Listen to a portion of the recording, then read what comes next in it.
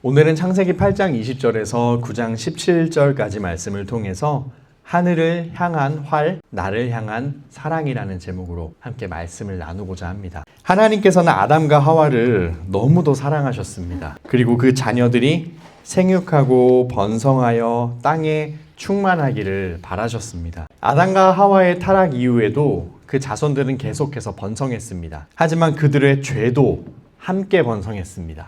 그때 온 세상에 대한 하나님의 평가는 이 한 줄로 요약이 됩니다. 창세기 6장 5절을 보면 하나님은 온 땅을 이렇게 평가하십니다. 여호와께서 사람의 죄악이 세상에 가득함과 그의 마음으로 생각하는 모든 계획이 항상 악할 뿐임을 보시고, 하지만 하나님께서는 이렇게 땅에 죄가 가득함에도 불구하고 구원자로 오시겠다는 그 여자의 후손에 대한 약속은 절대 잊지 않으셨습니다.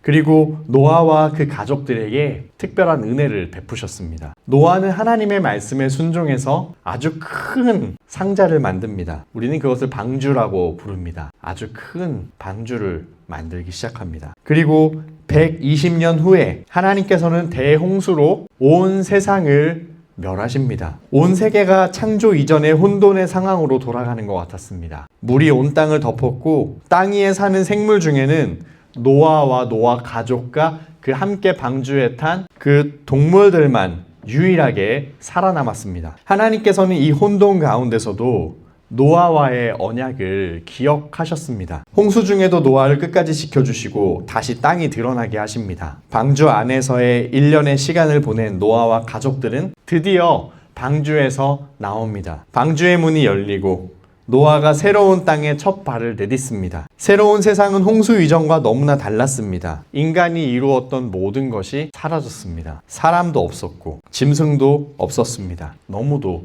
고요했습니다. 죄의 결과는 너무나 비참했습니다. 노아는 이때 여러 가지 복잡한 감정이 일어났을 것입니다. 우리가 이 홍수 이야기를 자세히 보지 않으면 우리는 하나님의 무시무시한 진노만을 생각하게 될 수도 있습니다. 우리가 조금만 잘못해도 분노를 참지 못하시고 엄청난 불이익을 주시는 분으로 오해할 수도 있습니다. 여러분, 하나님께서 죄를 미워하시는 것은 맞습니다. 하나님께서는 죄를 너무도 싫어하십니다. 하지만 하나님께서 우리를 대하실 때 어떤 마음으로 대하시는지를 우리는 성경을 통해서 묵상할 수 있어야 합니다. 성경이 하나님의 마음에 대해서 어떻게 묘사하고 있는지를 우린 세심하게 살펴볼 필요가 있습니다. 사실 하나님은 그냥 무시무시한 분이 아니라 너무나 선하신 분이십니다. 그리고 인자와 자비가 풍성하신 분이십니다. 오늘 우리는 본문을 통해서 하나님이 얼마나 선하신 분인지를 다음과 같이 살펴볼 것입니다. 첫 번째는 하나님께서 얼마나 오래 참으시고 얼마나 자비로우신 분이신지, 두 번째는 하나님께서 얼마나 관대하게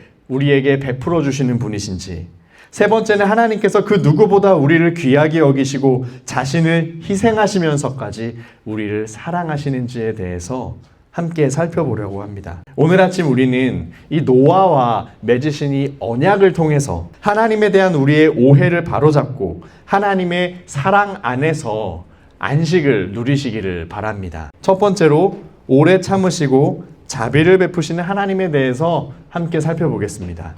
여러분, 1년 만에 방주에서 나온 노아가 한 가장 첫 번째 일이 무엇인지 아십니까? 그는 돌로 제단을 쌓았습니다. 그리고 정결한 짐승과 새로 하나님께 번제를 드렸습니다. 번제가 뭘까요? 이 번제는 짐승을 완전히 태워서 하나님 앞에 드리는 제사입니다. 어떤 마음으로 이 제사를 드렸을까요? 노아는 먼저 자신과 그 가족과 그 동물들을 홍수에서 건져주신 구원의 하나님께 감사를 드렸습니다. 인류의 생명이 하나님의 손에 달려있음을 인정하면서 그 하나님의 그 자비로우심과 그 은혜에 감사를 드렸습니다. 그러면서도 여전히 죄악된 본성을 가지고 있는 자신들의 죄를 용서해 주시기를 하나님 앞에 기도했습니다. 세상이 물로 씻겨 나갔지만 노아와 그 가족들의 마음에 있는 죄악된 본성은 물로 씻겨 나가지 않았습니다. 그들은 자신의 죄인됨을 계속해서 느끼고 있었을 것입니다. 심지어 방주 안에서도 자신들이 얼마나 죄악된 존재인지를 계속 느끼고 있었을 것입니다. 그리고 또 노아는 지금 앞으로 태어날 자손들도 역시 마찬가지로 죄악된 본성을 가지고 태어날 것을 알고 있었습니다. 그래서 노아는 이 제사를 통해서 자신들의 죄인됨을 고백하고 하나님의 용서를 구했습니다. 여러분, 하나님께서 이 제사를 기쁘게 받으셨을까요? 네, 맞습니다. 하나님은 매우 흡족하게 이 제사를 받으셨습니다. 21절에 보면 여호와께서 그 향기를 받으시고 라고 개역 개정 성경은 기록하고 있습니다. 그리고 우리말 성경은 여호와께서 그 좋은 향기를 맡으시고 라고 번역하고 있습니다. 또 영어 성경의 NIV나 ESV에는 하나님께서 이 향기를 맡으셨는데 그 향기가 pleasing aroma, 그러니까 하나님을 기쁘시게 하는 좋은 향기였다고 그렇게 번역하고 있습니다. 여기서 하나님을 기쁘시게 한 이 향기는 조금 더 구체적으로 번역을 하면 진정시키는 향기입니다. 영어로는 soothing aroma라고 되어 있습니다. 즉 하나님께서는 이 제물에 타는 향을 맡으시고 죄에 대한 진노를 진정시키신 것입니다. 그래서 우리는 진정시키는 향기라고 번역할 수 있습니다. 그래서 하나님은 이 향기를 맡으신 다음에 이렇게 다짐하십니다. 창세기 8장 21절을 읽어보겠습니다. 우리 한 목소리로 읽어볼까요? 여호와께서 그 좋은 향기를 맡으시고 마음속으로 말씀하셨습니다. 내가 다시는 사람으로 인해 땅을 저주하지 않겠다. 이는 사람이 생각하는 것이 어려서부터 악하기 때문이다. 내가 전에 했던 것처럼 다시는 모든 생물을 멸망시키지 않을 것이다. 여기서 하나님의 놀라운 자비가 베풀어집니다. 이전에는 사람이 악하기 때문에 홍수로 멸하셨는데 이제는 비록 사람이 악할지라도 참으시고 자비를 베푸시겠다고 선언하십니다. 영어로는 even though humans are evil. 하나님께서는 사람이 악해서 홍수를 보내셨지만 이제는 악함에도 불구하고 멸하지 않으시겠다고 그렇게 다짐하신 것입니다. 이것은 사람이 개선될 가능성이 보이기 때문이 아닙니다. 노아의 가족이 그 이전에 살던 세대들보다 조금 더 나은 사람들이었기 때문에, 뭔가 업그레이드된 사람들이기 때문에 하나님께서 이렇게 마음을 바꾸신 것이 아닙니다. 하나님께 드려지는 향기로운 제물인 그리스도의 희생을 미리 보시고 베푸시는 일방적인 은혜입니다. 우리 두 번째로 관대하게 베풀어 주시는 하나님에 대해서 살펴보겠습니다. 창세기 9장 1절에 보면은 하나님께서는 아담을 창조하실 때 주셨던 말씀을 노아에게 지금 다시 주고 계십니다. 생육하고 번성하여 땅에 충만하라. 하나님께서는 홍수 이후의 인류가 다시 번성하도록 명령하시고 복을 내리십니다. 그리고 인간에게 고기와 채소 모두를 먹을 수 있게 하십니다. 사람들이 충분한 영양 공급을 받을 수 있도록 먹을거리를 허락하십니다. 또한 사람이 다른 사람의 생명을 빼앗지 못하도록 금지시킵니다. 창세기 9장 6절을 보면 다른 사람의 피를 흘리면 그 사람의 피도 흘릴 것이니 이는 하나님이 자기 형상대로 사람을 지으셨음이니라고 말씀하고 있습니다. 하나님께서 다른 사람의 생명을 빼앗는 것을 금지하는 이유는 모든 사람이 하나님의 형상으로 지음 받았기 때문입니다. 어떤 사람의 생명도 하찮게 다루어져서는 안 됩니다. 부자든지 가난하든지 잘생겼든지 못생겼든지 강하든지 약하든지 교회를 다니든지 교회를 안 다니든지 모든 사람은 하나님의 형상이기 때문에 존귀하고 그 생명을 절대로 빼앗아서는 안 된다는 원칙을 세우셨습니다. 하나님께서는 모든 인류에게 이 동일한 은총을 베푸셨습니다. 마태복음에서 예수님께서 이렇게 말씀하십니다. 마태복음 5장 45절을 보면 하나님께서는 악한 사람이나 선한 사람이나 똑같이 햇빛을 비춰주시고 의로운 사람이나 불의한 사람이나 똑같이 비를 내려주신다. 햇볕을 쬐고 비의 혜택을 입는 것이 교회 다니는 사람, 교회 안 다니는 사람으로 나눠지지 않습니다. 부자와 가난한 사람으로 나눠지지 않습니다. 강한 사람, 약한 사람으로 나눠지지 않고 착한 사람, 못된 사람으로 나눠지지 않습니다. 모든 인류가 동일하게 이 햇볕과 이 비의 혜택을 입도록 하시는 것이 바로 하나님의 일반적인 은총입니다.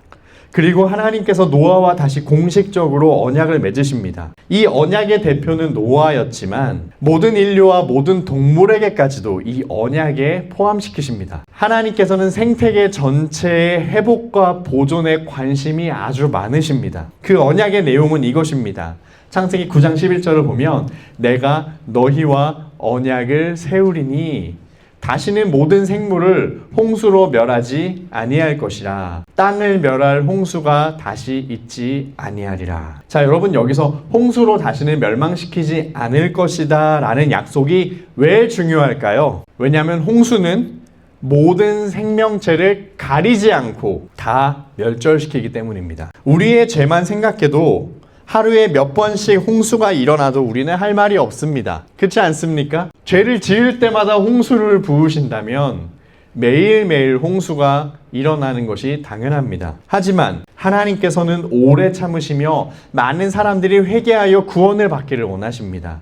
그래서 마지막 심판 때까지 온 세상에 대한 심판을 내리지 않으실 거라고 지금 약속하고 있는 것입니다. 베드로후서 3장 9절을 함께 보겠습니다. 함께 읽어볼까요? 베드로후서 3장 9절 시작. 약속하신 주께서는 어떤 사람들이 더디다고 생각하는 것처럼 더딘 분이 아닙니다. 오히려 여러분을 위해 아무도 멸망하지 않고 모두 회개에 이르기를 바라십니다. 하나님께서는 우리가 죄를 지었다고 해서 바로 직결 심판을 내리는 분이 아닙니다. 그 이유는 우리가 회개하고 하나님께로 돌아오도록 우리에게 충분한 시간을 주시기 위해서입니다. 하나님은 악인에게도 해를 비추시며 죄인들에게도 풍성한 비를 내리시는 관대하신 하나님이십니다. 타락한 죄인들의 생명도 소중하게 여기시며 이 땅에서 많은 것들을 누리며 살게 하십니다.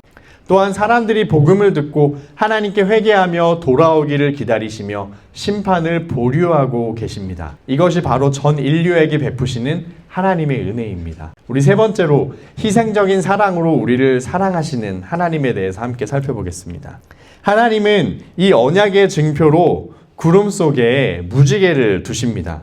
창세기 9장 13절에 내가 내 무지개를 구름 속에 두었나니 이것이 나와 세상 사이의 언약의 증거니라. 우리는 무지개를 보면 아름다움을 느낍니다. 어린 아이들은 무지개를 보면 유니콘을 떠오르기 쉽습니다. 하지만 고대인들에게 이 단어는, 이 무지개라고 쓰인 이 단어는 전쟁 무기인 전투용 활을 의미하는 단어였습니다. 실제로 하늘에 떠 있는 무지개는 어떤 모양입니까? 우리가 보기에 둥그런 활 모양을 하고 있습니다. 하나님은 지금 홍수라는 심판의 활을 쏘시고 나서 구름 속에 그 활을 걸어두셨습니다. 마치 밖에서 사냥을 하고 아니면 전쟁을 하고 돌아온 사람이 그 활을 이제 벽에다가 이렇게 걸어두는 그런 모습을 연상시킵니다. 그런데 지금 그 활의 방향이 어디를 향하고 있습니까, 여러분? 이 무지개를 보면 맞습니다. 바로 하늘을 향하고 있습니다. 이것이 무엇을 의미할까요? 고대 근동에서는 언약을 맺을 때 생명을 담보로 맺는 경우가 아주 많았습니다. 그 증표, 그 생명, 그 담보에는 이런 의미가 담겨 있는데요.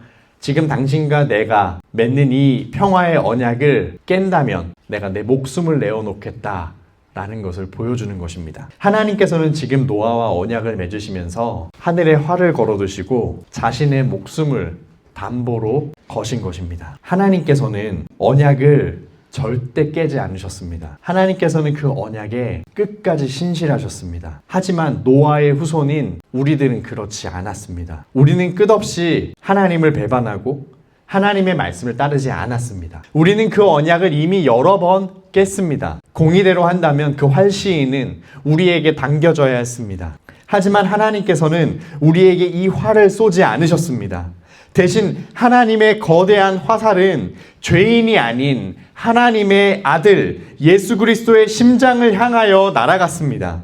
2000년 전 골고다 언덕에서 예수님은 이 하나님의 진노의 활을 혼자 맞으셨습니다. 오직 그 길만이 죄인들이 용서받고 하나님의 가족이 될 수 있는 유일한 방법이기 때문입니다. 아담이 범죄했을 때도 홍수 이후에 노아와 언약을 맺으실 때도 하나님은 이미 수천 년 전에 그 아들에게 이 화를 쏘으려고 계획하고 계셨습니다. 바로 우리 죄인들을 살리기 위함입니다. 자기 자신을 죽여서라도 우리를 살리시겠다는 하나님의 희생적인 사랑, 이것이 바로 하나님의 마음입니다. 결론의 말씀을 드리겠습니다. 모든 인류를 보존하신다는 노아의 언약은 예수님께서 다시 오실 때까지 지켜질 것입니다. 무지개는 지금도 우리에게 하나님이 어떤 분이신지를 보여주고 있습니다. 그리고 십자가는 우리 모든 믿는 사람들에게 더욱더 확실하게 증거되고 있습니다. 앞에서 살펴보았던 것처럼 첫 번째로 하나님께서는 우리에게 오래 참으시고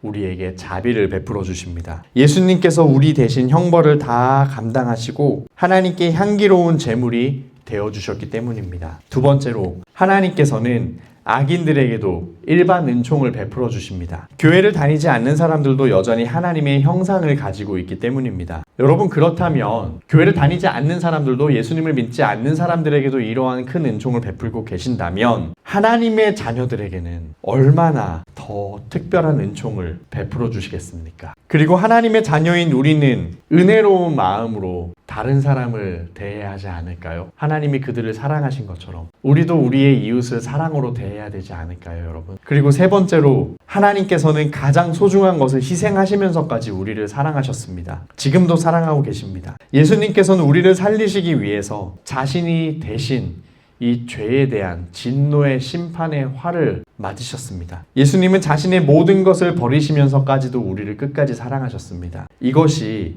노아의 언약과 십자가가 보여주는 하나님의 사랑입니다. 여러분, 이런 사랑을 세상 어디에서 찾을 수 있겠습니까? 우리 삶에 어려움과 고난이 여전히 있습니다. 하지만 그 어려움이 하나님의 사랑을 가리지는 못합니다. 예수님의 십자가는 하나님의 변함없는 사랑을 우리에게 분명히 보여주고 있습니다. 때로는 내가 왜 이 고난을 겪어야 되지? 이해가 안 될 때가 있습니다. 내가 도대체 뭘 잘못했는데 이 어려움을 겪는 거야. 아니, 예수님을 이렇게 신실하게 따르려고 하는 사람인데 왜 나한테 이런 어려움이 있는 거야? 이렇게 의문을 가질 수 있습니다. 우리는 그 이유를 모릅니다. 하지만 확실한 것은 이것입니다. 우리가 겪는 고난조차도 오히려 하나님께서 우리를 사랑하시기 때문에 주시는 것입니다. 왜 고난이 오는지는 모르지만 하나님께서 우리를 사랑하시는 것은 확실합니다. 때로는 나의 죄 때문에 징계를 받는 경우도 있습니다. 내가 정말 잘못해서 벌을 받는 경우도 있습니다. 하지만 그 징계 가운데서도 하나님은 변함없이 우리를 사랑하십니다. 왜냐하면 우리는 하나님의 자녀들이기 때문입니다. 여러분, 기쁠 때나 슬플 때나, 그리고 힘들 때나 평안할 때나, 그리고 돈이 많을 때나 돈이 없을 때나 언제나 이 십자가를 바라보시기 바랍니다. 십자가는 하나님이 우리를 얼마나 사랑하시는지 보여주는 증표입니다. 그리고 그 사랑을 받은 사람들로서 하나님에 대해서 오해하고 있는 주변 이웃들에게, 또한 여러분의 가족들에게 우리 하나님이 얼마나 자비로우시고 얼마나 관대하시고 얼마나 사랑이 많으신 분인지를 여러분의 삶으로 알려주시길 바랍니다. 하나님은 저와 같은 죄인을 이렇게 오래 참으시고 사랑하셨습니다. 당신은 존귀한 사람입니다. 당신도 그 사랑을 알게 되기를 바랍니다. 라고 우리 이웃들에게, 우리 가족들에게 이야기할 수 있었으면 좋겠습니다. 우리 함께 기도하겠습니다. 하나님, 우리가 무엇인데 우리 같은 죄인을 위해서 그 너무나 아름답고 너무나 귀한 그 아들을 십자가에 내어주셨습니까? 우리를 향한 진노의 활이 어찌 그 아들의 심장을 뚫고 가도록 그렇게 내버려 두셨습니까? 우리의 죄가 얼마나 심각하기에 아들을 죽이실 수밖에 없었습니까? 하나님, 그리스도의 십자가는 우리에게 과분한 은혜입니다. 그 십자가에서 나타난 사랑은 보잘것없는 우리가 받기에는 너무나 큰 은혜입니다. 하나님, 우리가 그 사랑 안에서 확신을 가질 수 있도록 도와주시옵소서. 하나님이 우리를 얼마나 사랑하셨는지를 그 십자가를 통해서 깨닫게 도와주시옵소서. 때로는 버림받은 것 같이 느껴질 때도 있고, 아무도 나를 좋아해주지 않는 것 같이 느껴질 때도 있고, 때로는 하나님 너무 무심한 것처럼, 저를 별로 개의치 않는 것처럼 느껴질 때도 있습니다. 이러한 저를 불쌍히 여겨주시고, 그때마다 다시금 십자가 바라보게 해주시고, 그 십자가 안에 나타난 하나님의 크신 사랑을 깨달을 수 있도록 도와주시옵소서. 그리고 그 사랑 안에서 다시금 일어나게 해주시고, 그 사랑 안에서 다시금 안식을 누리게 하고, 또한 그 사랑을 우리 이웃들에게 전할 수 있게 하여 주시옵소서. 하나님께서는 죄인들도 사랑하시는 관대하신 분이십니다. 우리가 이웃들을 대할 때에 하나님의 마음으로 대하게 해주시고 그들에게 이 사랑을 베풀게 하여 주시옵소서. 우리 가족들 안에 자녀들에게, 부모에게, 또 형제 자매들에게 우리가 그 사랑으로 대할 수 있도록 도와주시옵소서. 모든 말씀 예수님의 이름으로 기도합나이다. 아멘.